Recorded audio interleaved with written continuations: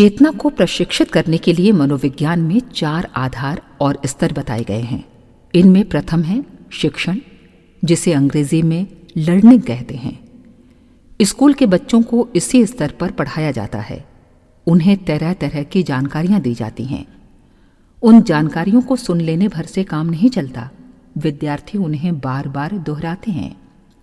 स्कूली पढ़ाई का सारा क्रम ही दोहराने याद करने के सहारे खड़ा होता है।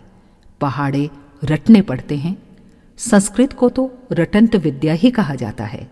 प्रकारांतर से ये रटाई किसी न किसी प्रकार हर छात्र को करनी पड़ती है।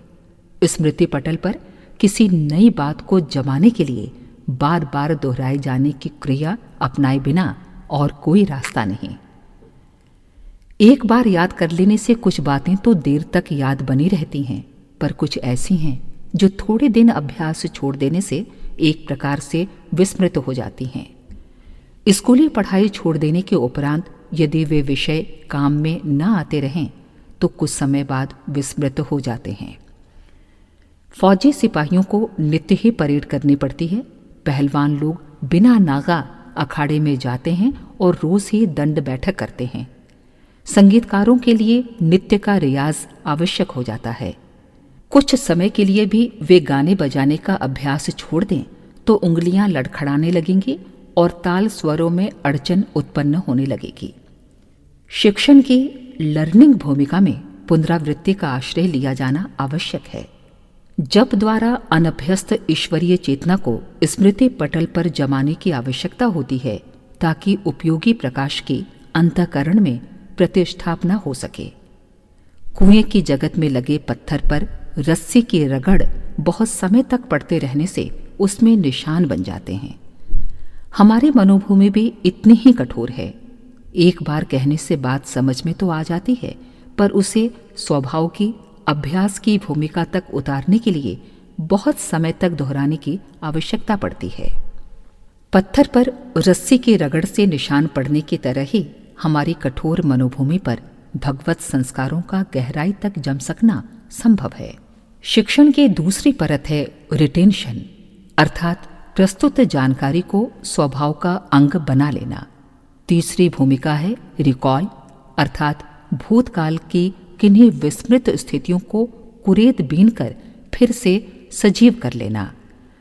चौथी भूमिका है रिकॉग्निशन, अर्थात मान्यता प्रदान कर देना, निष्ठा, आस्था, श्रद्धा एवं विश्वास में परिणत कर देना। उपासना में इन्हीं सब प्रयोजनों को पूरा करना पड़ता है। ये चारों ही परतें छेड़नी होती हैं। भगवान की समीपता का अनुभव कराने वाली प्रतीक पूजा रिटेंशन है। ईश्वर के साथ आत्मा के अति प्राचीन संबंधों को भूल जाने के कारण ही जीवन में भटकाव होता है। पतंग उड़ाने वाले के हाथ से डोरी छूट जाती है, तभी वो इधर उधर छितराती फिरती है। बाजीगर की उंगलियों से बंधे कठपुतली के संबंध सूत्र टूट जाएं तो फिर वे लकड़ी के टुकड़े नाच किस प्रकार दिखा सकेंगे। कनेक्शन तार टूट जाने पर बिजली के यंत्र अपना काम करना बंद कर देते हैं। ईश्वर और जीव का संबंध सनातन है, पर वो माया में अत्यधिक प्रवृत्ति के कारण एक प्रकार से टूट ही गया है। इसे फिर से सोचने, सूत्र को नए सिरे से ढूंढने और टूटे संबंधों को फिर से जोड़ने की प्रक्रिया रिकॉल है। जप द्वारा ये उद्देश्य भी पूरा होता है। चौथी भूमिका में रिकॉग्निशन में पहुंचने पर जीवात्मा की मान्यता अपने भीतर ईश्वरीय प्रकाश विद्यमान होने की बनती है और वो वेदांत तत्वज्ञान की भाषा में अयमात्मा ब्रह्म यत्वमसि सोहम अस्मि चिदानंदोहम शिवोहम की निष्ठा जीवित करता है। ये शब्दोच्चार नहीं वरन मान्यता का स्तर है, जिसमें पहुंचे हुए मनुष्य का गुण, कर्म, स्वभाव, दृष्टिकोण एवं क्रियाकलाप ईश्वर जैसे स्तर का बन जाता है। उसकी स्थिति महात्मा एवं परमात्मा जैसी देखी और की जा सकती है। आत्मिक प्रगति के लिए चिंतन क्षेत्र की जुताई करनी पड़ती है, तभी उसमें उपयोगी फसल उगती है।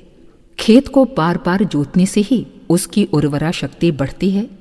नाम जप को एक प्रकार से खेत की जुताई कह सकते हैं।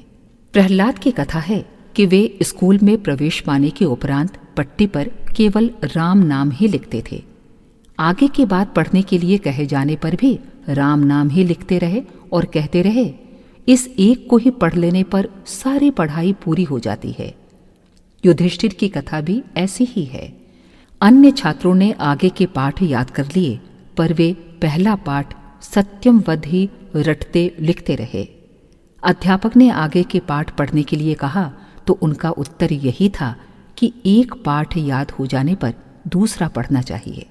उनका तात्पर्य ये था कि सत्य के प्रति अगाध निष्ठा और व्यवहार में उतारने की परिपक्वता उत्पन्न हो जाने तक उसी क्षेत्र में अपने चिंतन को जोते रहना चाहिए। हमारे YouTube चैनल को सब्सक्राइब करें और बेल आइकन को दबाएं ताकि आपको नोटिफिकेशंस मिलते रहें।